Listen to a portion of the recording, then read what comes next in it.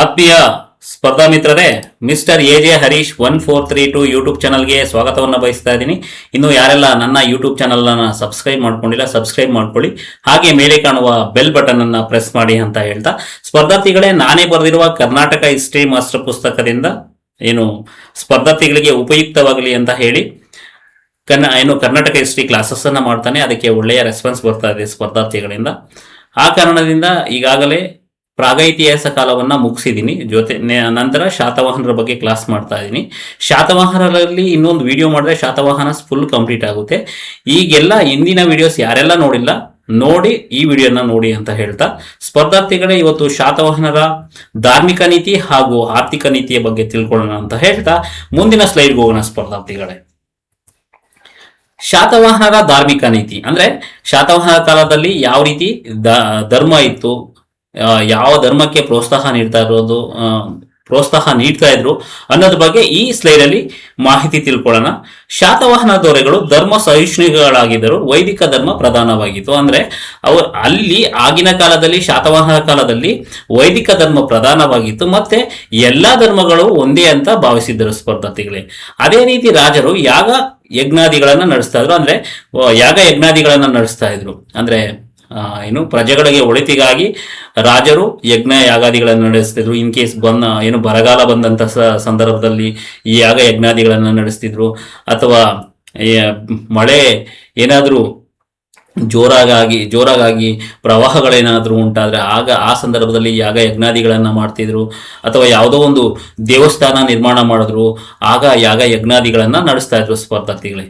ಅದೇ ರೀತಿ ಅಂದಿನ ಕಾಲದಲ್ಲಿ ಅವರು ಆರಾಧಿಸುವಂತಹ ದೇವರುಗಳು ಪ್ರಮುಖ ಯಾವುವು ಎಂದರೆ ಇಂದ್ರ, ವಾಸುದೇವ, ಸೂರ್ಯ, ಚಂದ್ರ, ವರುಣ, ಯಮ, ಕುಬೇರ, ಪಶುಪತಿ, ಕೃಷ್ಣ, ಗಣೇಶ, ಲಕ್ಷ್ಮಿ, ನಾರಾಯಣ. ಹೀಗೆ ನಮ್ಮ ಹಿಂದೂ ದೇವರುಗಳಿದೆಯಲ್ಲ, ಆ ದೇವರುಗಳನ್ನ ಆಲ್ಮೋಸ್ಟ್ ಎಲ್ಲ ಪೂಜೆ ಮಾಡ್ತಾ ಇದ್ರು.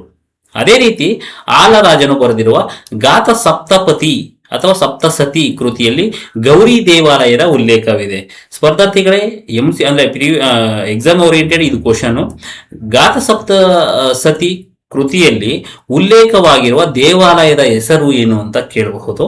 ಅಥವಾ ಹಾಲ ಬರೆದಿರುವ ಗಾತ ಸಪ್ತಸತಿಯಲ್ಲಿ ಕೃತಿಯಲ್ಲಿ ಯಾವ ದೇವರ ಉಲ್ಲೇಖವಿದೆ ಅಂತ ಕೇಳಬಹುದು. ಅದೇ ರೀತಿ ಇದೇ ಇನ್ನೊಂದು ಕ್ವಶನ್ ಆಗುತ್ತೆ. ಬೆಂಕಿ ಮತ್ತು ನೀರಿನ ವ್ರತಗಳನ್ನು ಪ್ರಸ್ತಾಪವಿದೆ.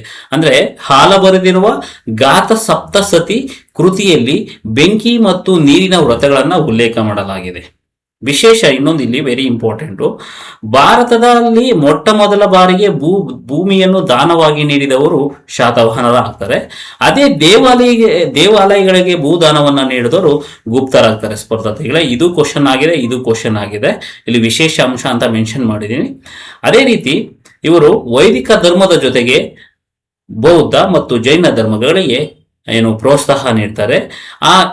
ವೆರಿ ಇಂಪಾರ್ಟೆಂಟ್ ಏನಪ್ಪಾ ಅಂದ್ರೆ, ಶಾತವಾಹನರು ನಿರ್ಮಿಸಿದ ಬೌದ್ಧ ಸ್ತೂಪಗಳು ಎಲ್ಲೆಲ್ಲಿ ಕಂಡು ಬರುತ್ತದೆ ಅಂತ ಕ್ವಶನ್ ಆಗ್ಬೋದು. ಒಂದು 4 ಆಪ್ಷನ್ ಕೊಟ್ಟು, ಈಗ ನೋಡಿ, ಕಾರ್ಲೆ, ಕನ್ಹೇರಿ, ನಾಸಿಕ್, ಸೋಪಾರ, ಸನ್ನತಿ, ಅಮರಾವತಿ, ಜಗ್ಗಯ್ಯನಪೇಟೆ, ನಾಗಾರ್ಜುನಕೊಂಡ. ಇಷ್ಟು ಇವರು ಶಾತವಾಹನರು ಬೌದ್ಧ ಸ್ತೂಪಗಳನ್ನ ನಿರ್ಮಿಸುತ್ತಾರೆ. ಯಾವುದೋ ಒಂದು ಪ್ಲೇಸ್ ಅನ್ನ ಕೊಟ್ಟು ಈ ಕೆಳಗಿನವುಗಳಲ್ಲಿ ಶಾತವಾಹನರು ಬೌದ್ಧ ಸ್ತೂಪಗಳನ್ನ ಅಥವಾ ಬೌದ್ಧ ಮಂದಿರಗಳನ್ನ ನಿರ್ಮಾಣ ಮಾಡದೇ ಇರುವ ಸ್ಥಳ ಯಾವುದು ಅಂತ ಕೇಳಿದ್ರೆ, ಇಷ್ಟೂ ನಿಮಗೆ ಗೊತ್ತಿದ್ರೆ ಆನ್ಸರ್ ಮಾಡಬಹುದು, ಇಲ್ಲ ಅಂದ್ರೆ ರಾಂಗ್ ಆಗುತ್ತೆ. ಅದೇ ರೀತಿ ಮುಂದಿನ ಸ್ಲೈಡ್ ಹೋಗೋಣ. ಶಾತವಾಹನರ ಅರ್ಥವ್ಯವಸ್ಥೆ ಅಂದ್ರೆ ಇವರ ಆರ್ಥಿಕ ನೀತಿ ಏನಾಗಿತ್ತು, ಇವರ ಇಂಪೋರ್ಟ್ ಮತ್ತೆ ಎಕ್ಸ್ಪೋರ್ಟ್ ಯಾವ್ದನ್ನೆಲ್ಲ ಮಾಡ್ಕೊಳ್ತಿದ್ರು, ಯಾವ ದೇಶದ ಜೊತೆ ಇವರ ನಂಟನ್ನ ಹೊಂದಿದ್ರು, ವ್ಯಾಪಾರ ವಹಿವಾಟಿಗೆ ಏನನ್ನ ಬಳಸ್ತಿದ್ರು ಅನ್ನೋದ್ರ ಬಗ್ಗೆ ಹೇಳಿ ತಿಳ್ಕೊಡೋಣ ಸ್ಪರ್ಧಾರ್ಥಿಗಳೇ. ಶಾತವಾಹನರು ಕೃಷಿ ಕೇಂದ್ರಿತ ಆರ್ಥಿಕತೆಯನ್ನು ಹೊಂದಿದ್ದರು. ಕಬ್ಬಿಣ ಬಳಕೆಯಿಂದಾಗಿ ಕೃಷಿ ವಿಸ್ತರಣೆ ಸಾಧ್ಯವಾಯಿತು. ಇವರ ಮೂಲ ಕಸುಬು ಏನಾಗಿತ್ತು, ಕೃಷಿ ಆಗಿತ್ತು. ಕೃಷಿಗೆ ಕಬ್ಬಿಣದ ಬಳಕೆಯನ್ನ ಮಾಡ್ಕೊಳ್ತಾ ಇದ್ರು ಎಚ್ಚೆತ್ತವಾಗಿ ಅಂತ ತಿಳಿದು ಬರುತ್ತೆ. ಕೃಷಿಯ ಒಟ್ಟು ಉತ್ಪನ್ನದಲ್ಲಿ ಇನ್ ಕೇಸ್ ಯಾವುದೇ ಒಬ್ಬ ರೈತರು ಬೆಳೆದಂತಹ ಫಸಲಲ್ಲಿ ಅಂದ್ರೆ ಬೆಳೆಯಲ್ಲಿ ಅಥವಾ ತೆರಿಗೆಯ ಯಾವ ರೀತಿ ಕೊಡ್ಬೇಕಂದ್ರೆ 1/6 ಭಾಗದಷ್ಟು ಕಂದಾಯವನ್ನ ನೀಡಬೇಕಾಗಿತ್ತು ರಾಜರಿಗೆ. ಇವರಿಗೆ ಮೂಲ ಯಾವುದಾಗಿತ್ತು, ನೀರಿನ ಮೂಲ ಆಧಾರ ಆಗಿ ಸ್ತಂಭ ಯಾವುದಾಗಿತ್ತು, ಯಾವ ನದಿಗಳಾಗಿತ್ತು ಅಂದ್ರೆ ಕೃಷ್ಣ ಮತ್ತು ಗೋದಾವರಿ ಸ್ಪರ್ಧಾರ್ಥಿಗಳು. ಯಾಕಂದ್ರೆ ಶಾತವಾಹನರು ದಕ್ಷಿಣ ಭಾರತವನ್ನ ಆಳ್ವಿಕೆ ಮಾಡ್ತಿದ್ರು. ದಕ್ಷಿಣ ಭಾರತದಲ್ಲಿ ಮೇನ್ ರಿವರ್ ಸೋರ್ಸಸ್ ಯಾವುದು ಅಂದ್ರೆ ಕೃಷ್ಣ ಮತ್ತು ಗೋದಾವರಿ ಕೃಷಿಗೆ ನೀರನ್ನು ಒದಗಿಸ್ತಿದ್ದವು. ಕ್ವಶನ್ ಕೇಳಬಹುದು, ಶಾತವಾಹನರ ಕಾಲದಲ್ಲಿ ಕೃಷಿಗೆ ನೀರನ್ನು ಒದಗಿಸುತ್ತಿದ್ದಂತಹ ನದಿಗಳು ಯಾವುವು ಅಂತ ಕೇಳ್ಬೋದು. ಒಂದು 4-5 ನದಿಗಳ ಕೇಳಬಹುದು ಒಂದು ಲೈನಲ್ಲಿ. ಈಗ ನೋಡಿ, ಕೃಷ್ಣ, ಗೋದಾವರಿ, ಕಾವೇರಿ ಅಂತ ಕೇಳಬಹುದು, ಅಥವಾ ನರ್ಮದಾ, ತಪತಿ, ಮತ್ತೆ ಬೇರೆ ಗಂಗಾ, ಈ ರೀತಿ ಯಾವುದೋ ಕೇಳಬಹುದು. ಇನ್ ಕೇಸ್ ನಿಮ್ಗೆ ಸಂಪೂರ್ಣವಾಗಿ ಓದಿದ್ದೇ ಆದಲ್ಲಿ ಕೃಷ್ಣ ಅಂತ ಗೋದಾವರಿ ಓದಿರ್ತೀರ, ಕಣ್ಣು ಮುಚ್ಕೊಂಡು ಕೃಷ್ಣ ಮತ್ತು ಗೋದಾವರಿ ಅಂತ ಆನ್ಸರ್ ಮಾಡಬಹುದು. ಶಾತವಾಹನರ ಕಾಲದಲ್ಲಿ ಗ್ರೀಕ್ ಮತ್ತು ರೋಮನರ ಜೊತೆಗೆ ಭಾರಿ ವಾಣಿಜ್ಯ ಸಂಪರ್ಕವನ್ನು ಹೊಂದಿದ್ರು. ಶಾತವಾಹನರು ಆಗಿನ ಕಾಲದಲ್ಲೇ ಗ್ರೀಕ್ ಮತ್ತೆ ರೋಮನರ ಜೊತೆ ವ್ಯಾಪಾರ ವಹಿವಾಟನ್ನ ನಡೆಸ್ತಾ ಇದ್ರು. ಅದೇ ರೀತಿ ಇದರ ಬಗ್ಗೆ ಎಲ್ಲಿ ನಮಗೆ ತಿಳಿದು ಬರುತ್ತೆ ಅಂದ್ರೆ ಪ್ಲೆರಿಪಸ್ ಆಫ್ ಎರಿಥ್ರಿಯನ್ ಸಿ ಕೃತಿಯು ಶಾತವಾಹನರ ಸಾಗರೋತ್ತರ ವ್ಯಾಪಾರವನ್ನ ಕುರಿತು ಬೆಳಕು ಚೆಲ್ಲುತ್ತದೆ. ಸ್ಪರ್ಧಾರ್ಥಿಗಳ ಶಾತವಾಹನರ ಇದಕ್ಕೆ ಬೆಸ್ಟ್ ಎಕ್ಸಾಂಪಲ್ ಅಂದ್ರೆ ಶಾತವಾಹನರ ನಾಣ್ಯಗಳ ಮೇಲೆ ಹಡಗು, ಮೀನು ಮತ್ತೆ ಶಂಖ ಚಿತ್ರಗಳನ್ನು ನಾವು ಕಾಣಬಹುದು. ಅದು ನಮಗೆ ಸ್ಪಷ್ಟ ಒಂದು ಇದನ್ನ ಕೊಡುತ್ತೆ. ಸಾಗರೋತ್ಪನ್ನಗಳು ಅಂದ್ರೆ ಸಾಗರೋತ್ತರ ವ್ಯಾಪಾರವನ್ನ ಮಾಡ್ತಿದ್ರು ಅಂತ ನಮ್ಗೆ ಅಲ್ಲಿ ತಿಳಿದು ಬರುತ್ತೆ. ಅವರ ಕಾಯಿನ್ ಮಿಂಟ್ ಮಾಡ್ತಾರಲ್ಲ, ಅವರು ಚಲಾವಣೆಗೆ ತರ್ತಾರೆ, ಪ್ರಿಂಟ್ ಮಾಡ್ತಾರೆ. ಆ ಕಾಯಿನ ಮೇಲೆ ಏನ್ ಮಾಡ್ತಾರೆ ಅಂದ್ರೆ ಹಡಗಿನ ಸಿಂಬಲ್ ಅನ್ನ ಹಾಕಿರ್ತಾರೆ ಸ್ಪರ್ಧತೆ. ಅದರಿಂದ ನಮಗೆ ಸ್ಪಷ್ಟವಾಗಿ ಗೋಚರಿಸುತ್ತೆ ಇವರು ವಿದೇಶಿಗಳ ಜೊತೆ ಅಂದ್ರೆ ಸಾಗರೋತ್ತರ ಒಂದು ವ್ಯಾಪಾರವನ್ನ ಮಾಡ್ತಾ ಇದ್ರು ಅಂತ ನಮಗೆ ಅಲ್ಲಿ ತಿಳಿದು ಬರುತ್ತೆ ಸ್ಪರ್ಧಾರ್ಥಿಗಳೇ. ಅದೇ ರೀತಿ ಸ್ಟ್ರಾಬೋ, ಪ್ಲೀನಿ ಬರವಣಿಗೆಯಲ್ಲೂ ಕಂಡು ಬರುತ್ತೆ. ಅದೇ ರೀತಿ ಇತಿಹಾಸ ತಜ್ಞರಾದ ಸ್ಟ್ರಾಬೋ ಮತ್ತು ಪ್ಲೀನಿಯ ಬರವಣಿಗೆಯಲ್ಲೂ ಕಂಡು ಬರುತ್ತದೆ.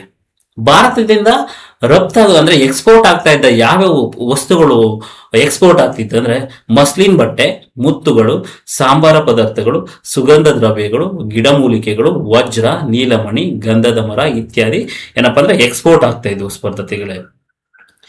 ಅಂದ್ರೆ ಇಂಪೋರ್ಟ್ ಮಾಡ್ಕೊಳ್ತಿದ್ರು. ಅಂದ್ರೆ ಗ್ರೀಕ್ ಮತ್ತೆ ರೋಮನರಿಂದ ಇಂಪೋರ್ಟ್ ಮಾಡ್ಕೊಳ್ತಾ ಇದ್ದ ವಸ್ತುಗಳು ಯಾವುದಂದ್ರೆ ಚಿನ್ನ, ಬೆಳ್ಳಿ, ತವರ, ಸೀಸ, ಹವಳ, ಮದ್ಯ, ಗಾಜು ಇತ್ಯಾದಿ ನಾವು ಇಂಪೋರ್ಟ್ ಮಾಡ್ಕೊಳ್ತಿದ್ವಿ.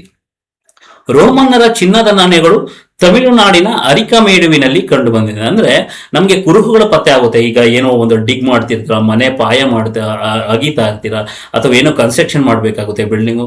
ಆ ಸಂದರ್ಭದಲ್ಲಿ ಏನಂದ್ರೆ ಕೆಲವು ಕುರುಹುಗಳು ಸಿಕ್ಕಾಗ ಅಂದ್ರೆ ತಮಿಳುನಾಡಿನ ಅರಿಕಮೇಡುವಿನಲ್ಲಿ ರೋಮನರ ಚಿನ್ನದ ನಾಣ್ಯಗಳು ಕಂಡು ಬಂದಿದ್ದಾವೆ. ಇವು ಸ್ಪಷ್ಟ ಉದಾಹರಣೆಯನ್ನ ನೀಡುತ್ತೆ. ಇವರ ಪ್ರಮುಖ ವ್ಯಾಪಾರ ಕೇಂದ್ರಗಳು ಪೈಠಾಣ, ಬನವಾಸಿ, ಅಮರಾವತಿ, ನಾಸಿಕ್, ಸನ್ನತಿ, ಬಾದಾಮಿ, ಪಟ್ಟದಕಲ್ಲು, ಚಂದ್ರವಳ್ಳಿ, ತಗರ ಇತ್ಯಾದಿ. ಅಂದ್ರೆ ಸ್ಪರ್ಧಾರ್ಥಿಗಳೇ ನೋಡಿ, ಶಾತವಾಹನರ ಕಾಲದ ಪ್ರಮುಖ ವ್ಯಾಪಾರ ಕೇಂದ್ರಗಳು ಅಂತ 4 ಕೇಳ್ಬೋದು. 1, 2, 3, 4 ಅಂತ ಕೇಳ್ಬೋದು, ಅಥವಾ ಸಿಂಗಲ್ ವರ್ಡ್ ಅಂತ ಕೇಳ್ಬೋದು. ನಿಮಗೆ ಶಾತವಾಹನರ ಪ್ರಮುಖ ವ್ಯಾಪಾರ ಕೇಂದ್ರಗಳು ಅಂತ ಕೇಳಿದಾಗ ಇವೆಲ್ಲ ಗೊತ್ತಿದ್ದಾಗ ನೀವು ಆನ್ಸರ್ ಮಾಡೋದಕ್ಕೆ ಸಾಧ್ಯ ಆಗುತ್ತೆ. ಅದೇ ರೀತಿ ಶಾತವಾಹನರ ಕಾಲದಲ್ಲಿ ವ್ಯಾಪಾರ ವಾಣಿಜ್ಯಗಳಿಗಾಗಿ ನಿರ್ಮಿಸಿಕೊಂಡ ವೃತ್ತಿ ಸಂಘಗಳು ಯಾವ್ಯಾವು ಅಂದ್ರೆ ಶ್ರೇಣಿಗಳು, ನಿಗಮ ಮತ್ತು ನಿಕಾಯ ಎನ್ನುತ್ತಿದ್ರು. ಅಂದ್ರೆ ಅವರು ನಿಗಮ ಮಂಡನೆಗಳನ್ನ ಮಾಡ್ಕೊಂಡಿರ್ತಾರೆ. ವ್ಯಾಪಾರ ವಹಿವಾಟಿಗಾಗಿ ಶ್ರೇಣಿಗಳು ಅಥವಾ ನಿಗಮ, ನಿಕಾಯ ಅಂತ ವಿಂಗಡಣೆ ಮಾಡ್ಕೊಂಡಿರ್ತಾರೆ ಸ್ಪರ್ಧಾರ್ಥಿಗಳೇ. ಅದೇ ರೀತಿ ಶಾತವಾಹನರ ಕಾಲದಲ್ಲಿ ಪ್ರಮುಖವಾದ ಚಲಾವಣೆಗೆ ಬಂದಂತ ನಾಣ್ಯಗಳು ಯಾವುದು, ಯಾವ ರೀತಿ ಇದ್ದು, ಏನೆಲ್ಲ ಅದರ ವಿಶಿಷ್ಟತೆಯನ್ನ ಒಳಗೊಂಡಿದೆ ಅಂತ ಈ ಸ್ಲೈಡ್ ಅಲ್ಲಿ ತಿಳ್ಕೊಳ್ಳೋಣ. ಶಾತವಾಹನರ ಕಾಲದಲ್ಲಿ ಬೆಳ್ಳಿ, ತಾಮ್ರ, ಸೀಸ ಮತ್ತು ಪೋಟಿನ್ ಅಂದ್ರೆ ಮಿಶ್ರಲೋಹ ನಾಣ್ಯಗಳು ಟಂಕಿಸಿದ್ದಾರೆ. ಅಂದ್ರೆ ತಾಮ್ರದ ತಾಮ್ರದ ನಾಣ್ಯಗಳನ್ನ ಟಂಕಿಸಿದ್ದಾರೆ. ಬೆಳ್ಳಿದು, ಸೀಸ ಇದೇ ರೀತಿ ನಾಣ್ಯಗಳನ್ನ ಟಂಕ ಅಂದ್ರೆ ಮುದ್ರಣ ಮಾಡಿದ್ದಾರೆ. ದಿನಾರ, ಸುವರ್ಣ ಎಂಬ ಚಿನ್ನದ ನಾಣ್ಯಗಳು, ಕುಶಣ, ಕರ್ಷಪಣ ಎಂಬ ಬೆಳ್ಳಿ ನಾಣ್ಯಗಳು, ದಮ್ಮ, ಗದ್ಯಾಣ, ಪಣಗಣ್ಯ ಎಂಬ ತಾಮ್ರದ ನಾಣ್ಯಗಳು ಚಲಾವಣೆಯಲ್ಲಿದ್ದವು. ಅಂದ್ರೆ ದಿನಾರ ಮತ್ತೆ ಸುವರ್ಣ ಎಂಬ ನಾಣ್ಯಗಳು ಚಿನ್ನದ ನಾಣ್ಯಗಳು, ಕುಶಣ ಅಥವಾ ಕರ್ಷಪಣ ಎಂಬ ಬೆಳ್ಳಿ ನಾಣ್ಯಗಳು, ದಮ್ಮ, ಗದ್ಯಾಣ, ಪಣಗಣ್ಯ ಎಂಬ ತಾಮ್ರದ ನಾಣ್ಯಗಳು. ನೋಡಿ ಸ್ಪರ್ಧಾರ್ಥಿಗಳೇ, ಇಲ್ಲಿ ಕ್ವಶನ್ ಆಗುವ ಪಾಸಿಬಿಲಿಟಿ ಇದೆ. ಅಂದ್ರೆ ಶಾತವಾಹನದ ಚಿನ್ನದ ನಾಣ್ಯವನ್ನ ಏನಂತ ಕರೀತಿದ್ರು? ಕೇಳ್ಬೋದು. ಅವನು ದಿನಾರ ಅಂತ ತಗೋಬಹುದು, ಇದರಲ್ಲಿ ಕುಶಣ ಅಂತ ತಗೋಬಹುದು, ಗದ್ಯಾನ ಅಂತ ತಗೋಬಹುದು. ಈಗಾಗಲೇ ಸಾಕಷ್ಟು ಎಕ್ಸಾಮ್ ಅಲ್ಲಿ ಕ್ವಶನ್ಸ್ ಆಗಿದಾವೆ, ನೀವು ನೋಡಿರಬಹುದು. ಅದೇ ರೀತಿ ಇವರು ಬೃಹತ್ ಪ್ರಮಾಣದ ಪೋರ್ಟಿನ್ ನಾಣ್ಯಗಳನ್ನು ಜಾರಿಗೊಳಿಸಿದರು. ಕಾರಣ ಬೆಳ್ಳಿಯ ಬೃಹತ್ ಪ್ರಮಾಣದಲ್ಲಿ ಲಭ್ಯವಿರಲಿಲ್ಲ. ಅಂದ್ರೆ ಬೆಳ್ಳಿ ಬೃಹತ್ ಪ್ರಮಾಣದಲ್ಲಿ ಲಭ್ಯ ಇರದ ಕಾರಣ ಇವರು ಪೋರ್ಟಿನ್ ನಾಣ್ಯಗಳು ಅಂದ್ರೆ ಮಿಶ್ರ ಲೋಹದ ನಾಣ್ಯಗಳನ್ನು ಟಂಕಿಸುತ್ತಾರೆ. ಈಗ ಫಾರ್ ಎಕ್ಸಾಂಪಲ್ ನೋಡಿ, ನಮ್ಮ 10 ರೂಪಾಯಿ ಕಾಯಿನ್ ಅಂದ್ರೆ 10 ರೂಪಾಯಿ ನಾಣ್ಯ, 20 ರೂಪಾಯಿ ನಾಣ್ಯ, 5 ರೂಪಾಯಿ ಕಾಯಿನ್ಸ್ ಇವೆಲ್ಲ ಏನ್ ಬರುತ್ತೆ, ಮಿಶ್ರ ಲೋಹದಿಂದ ಕೂಡಿದೆ. ಅಂದ್ರೆ ತಾಮ್ರ ಮತ್ತೆ ಏನಪ್ಪಾ ಇದರಲ್ಲಿ ಸ್ಟೀಲ್ ಅಂತ ಕರೀತಾರೆ, ಎರಡನ್ನು ಮಿಶ್ರಣ ಮಾಡಿ ಒಂದು ಟಂಕಿಸಿದ್ದಾರೆ. ಅದೇ ರೀತಿ ಅಂದಿನ ಕಾಲದಲ್ಲೂ ಅವರು ಬೆಳ್ಳಿಯ ಏನು ಉತ್ಪಾದನೆ ಅಷ್ಟೊಂದು ಅವ್ರಿಗೆ ಇಲ್ದಿದ್ದಾಗ ಅದರ ಕೊರತೆಯಿಂದಾಗಿ ಅವ್ರೇನ್ ಮಾಡ್ತಾರೆ, ಮಿಶ್ರ ಲೋಹದಿಂದ ಪೋರ್ಟಿನ್ ಎಂಬ ನಾಣ್ಯವನ್ನು ಬೃಹತ್ ಪ್ರಮಾಣದಲ್ಲಿ ಏನು ಟಂಕಿಸ್ತಾರೆ ಸ್ಪರ್ಧಾರ್ಥಿಗಳ. ಇಲ್ಲಿ ತನಕ ಧಾರ್ಮಿಕ ನೀತಿ ಆಯಿತು ಮತ್ತೆ ಆರ್ಥಿಕ ನೀತಿ, ಇಲ್ಲಿ ಚಲಾವಣೆಯಲ್ಲಿ ಇದ್ದ ನಾಣ್ಯಗಳ ಬಗ್ಗೆ ತಿಳ್ಕೊಂಡಿವಿ. ಈಗ MCQ ಕ್ವಶನ್ ನೋಡೋಣ ಸ್ಪರ್ಧಾರ್ಥಿಗಳೇ. ಭಾರತದ ಇತಿಹಾಸದಲ್ಲಿ ಮೊಟ್ಟ ಮೊದಲ ಬಾರಿಗೆ ಭೂಮಿಯನ್ನು ದಾನವಾಗಿ ನೀಡಿದವರು ಯಾರು ಅಂದ್ರೆ ಶಾತವಾಹನ. ಆಲ್ರೆಡಿ ಕ್ವಶನ್ ಅಲ್ಲಿ ನಾನು ಹೇಳಿದೆ, ಅದು MCQ ಕ್ವಶನ್ ಆಗಿದೆ ಪ್ರೀವಿಯಸ್ ಇಯರ್ ಕ್ವಶನ್ಸ್ ಅಲ್ಲಿ. ಮುಂದಿನ ಸ್ಲೈಡ್ ನೋಡೋಣ.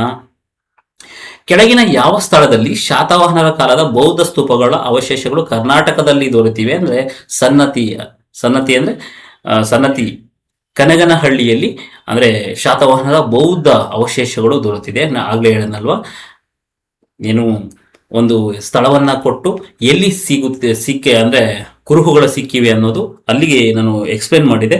ಇಲ್ಲಿ ಕ್ವಶನ್ ಆಗಿದೆ ಸ್ಪರ್ಧಾರ್ಥಿಗಳೇ. ಅದೇ ರೀತಿ ಶಾತವಾಹನ ಧಾರ್ಮಿಕ ಪರಿಸ್ಥಿತಿಗೆ ಸಂಬಂಧಿಸಿದಂತೆ ಕೆಳಗಿನ ಹೇಳಿಕೆಗಳನ್ನು ಗಮನಿಸಿ ಅಂತಿದೆ. ಶಾತವಾಹನ ರಾಜರು ವೈದಿಕ ಧರ್ಮವನ್ನು ಪಾಲಿಸುತ್ತಾ ಯಾಗ ಮತ್ತು ಯಜ್ಞಗಳನ್ನ ನಡೆಸುತ್ತಿದ್ದರು. ವೈದಿಕ ಧರ್ಮದ ಜೊತೆಗೆ ಜೈನ ಮತ್ತು ಬೌದ್ಧ ಧರ್ಮಗಳಿಗೂ ರಾಜಶ್ರಯ ಹಾಗೂ ಪ್ರೋತ್ಸಾಹ ನೀಡಿದರು. ಏನಪ್ಪಾ ಅಂದ್ರೆ ಇದಕ್ಕೆ ಆನ್ಸರ್ ಬಂದು ಅವರು ವೈದಿಕ ಧರ್ಮವನ್ನ ಪ್ರೋತ್ಸಾಹ ಮಾಡಿದ್ರು, ಹಾಗೆ ಜೈನ ಮತ್ತು ಬೌದ್ಧ ಧರ್ಮಕ್ಕೂ ಪ್ರೋತ್ಸಾಹ ನೀಡಿದ್ರು ಅಂತ ಹೇಳಿದ್ರೆ ಇಲ್ಲಿ ಆಪ್ಷನ್ ಸಿ 1 ಮತ್ತು 2 ಕರೆಕ್ಟ್ ಆಗಿದೆ ಸ್ಪರ್ಧಾರ್ಥಿಗಳೇ. ಮುಂದಿನ ಸ್ಲೈಡ್ ಹೋಗೋಣ. ಶಾತವಾಹನರ ಕಾಲದಲ್ಲಿ ಕೃಷಿ ಉತ್ಪಾದನೆಯಲ್ಲಿ ರಾಜನಿಗೆ ಅಥವಾ ಸರ್ಕಾರಕ್ಕೆ ಸಂದಾಯವಾಗುತ್ತಿದ್ದ ಕಂದಾಯದ ಪ್ರಮಾಣ ಎಷ್ಟು ಅಂದ್ರೆ ಅವರು ತೆರಿಗೆ ಯಾವ ಪಾಲನ್ನ ನೀಡ್ತಿದ್ರು ರಾಜರಿಗೆ, ಇವರು ಬೆಳೆದಂತಹ ಬೆಳೆಯಲ್ಲಿ ಟ್ಯಾಕ್ಸ್ ಯಾವ ರೀತಿ ಕಟ್ತಿದ್ರೆ 1/6. ಅರ್ಥ ಆಯ್ತಾ ಸ್ಪರ್ಧಾರ್ಥಿಗಳೇ? ಇದು ಕ್ವಶನ್ ಆಗಿದೆ. ಶಾತವಾಹನರ ಕಾಲದಲ್ಲಿ ಸಾಗರೋತ್ತರ ವ್ಯಾಪಾರದ ಬಗ್ಗೆ ತಿಳಿಸುವ ಗ್ರೀಕ್ ಕೃತಿಯು ಯಾವುದು ಅಂದ್ರೆ ಪ್ಲೆರಿಪಸ್ ಆಫ್ ದಿ ಎರಿಥ್ರಿಯನ್ ಸಿ. ಇದು ಆಲ್ರೆಡಿ ನಾನು ಅಲ್ಲಿ ಎಕ್ಸ್ಪ್ಲೇನ್ ಕೊಟ್ಟಿದ್ದೀನಿ. ಇಲ್ಲಿ MCQ ಕ್ವಶನ್ ಆಗಿದೆ ಸ್ಪರ್ಧಾರ್ಥಿಗಳೇ. ಮುಂದಿನ ಸ್ಲೈಡ್ ನೋಡೋಣ. ರೋಮನ್ ಚಕ್ರವರ್ತಿಗಳ ಚಿನ್ನದ ನಾಣ್ಯಗಳು ಭಾರತದ ಯಾವ ಸ್ಥಳದಲ್ಲಿ ಅಧಿಕವಾಗಿ ಕಂಡು ಬಂದಿದೆ ಅಂದ್ರೆ ತಮಿಳುನಾಡಿನ ಅರಿಕಮೇಡು. ಅಲ್ಲಿ ನಾನು ಎಕ್ಸ್ಪ್ಲೇನ್ ಮಾಡಿದ್ದೆ, ಅಲ್ಲಿ ಏನ್ ಬಂದಿದೋ ಇಲ್ಲಿ ಕ್ವಶನ್ ಆಗಿದೆ ಸ್ಪರ್ಧಾರ್ಥಿಗಳೇ. ಶಾತವಾಹನರ ಕಾಲದಲ್ಲಿ ವ್ಯಾಪಾರ ಮತ್ತು ವಾಣಿಜ್ಯಕ್ಕಾಗಿ ರಚನೆಗೊಂಡ ವೃತ್ತಿ ಸಂಘಗಳನ್ನ ಏನೆಂದು ಕರೆಯುತ್ತಿದ್ದರು? ಆಗ್ಲೇ ಎಕ್ಸ್ಪ್ಲೇನ್ ಮಾಡಿದೆ, ಶ್ರೇಣಿಗಳು, ನಿಗಮ ಮತ್ತು ನಿಕಾಯ. ಅಂದ್ರೆ ವ್ಯಾಪಾರ ವಹಿವಾಟಿಗಾಗಿ ಸಣ್ಣ ಪುಟ್ಟ ಸಂಘಗಳನ್ನ ಮಾಡ್ಕೊಂಡಿರ್ತಾರೆ, ಶ್ರೇಣಿಗಳು, ನಿಗಮ ಮತ್ತು ನಿಕಾಯ. ಅದೇ ರೀತಿ 8ನೇ ಪ್ರಶ್ನೆ ನೋಡೋಣ. ಕೆಳಗಿನವುಗಳಲ್ಲಿ ಶಾತವಾಹನರ ಪ್ರಮುಖ ವ್ಯಾಪಾರ ಕೇಂದ್ರವಲ್ಲದ್ದು ಯಾವುದು? ಅರ್ಥ ಆಯ್ತಾ ಸ್ಪರ್ಧಾರ್ಥಿಗಳೇ? ನಾನು ಆಗ್ಲೇ ಹೇಳಿದೆ ಏನಪ್ಪಾ ಅಂದ್ರೆ ಅವರ ವ್ಯಾಪಾರ ವಹಿವಾಟು ನಡೆಸುತ್ತಿದ್ದ ಸ್ಥಳಗಳು ಯಾವುವು ಅಂತ ಕೇಳಿದ್ದು. ಇಲ್ಲಿ ಸ್ಥಳ ಅಲ್ಲದ್ದು ಯಾವ್ದು, ಇವ್ರದ್ದು ವ್ಯಾಪಾರ ಕೇಂದ್ರವಲ್ಲದ್ದು ಯಾವುದು ಅಂತ ಕೇಳಿದ್ದಾರೆ. ಪೈಠಾಣ ಇವ್ರದ್ದು ಏನಪ್ಪಾ ಅಂದ್ರೆ ವ್ಯಾಪಾರ ಕೇಂದ್ರ. ಬನವಾಸಿ, ಚಂದ್ರವಳ್ಳಿ ಬಂದು ಶಾತವಾಹನರ ವ್ಯಾಪಾರ ಕೇಂದ್ರಗಳಾಗಿದ್ದು, ಪಾಟಲಿಪುತ್ರ ಇವರು ವ್ಯಾಪಾರ ಕೇಂದ್ರ ಆಗಿಲ್ಲ.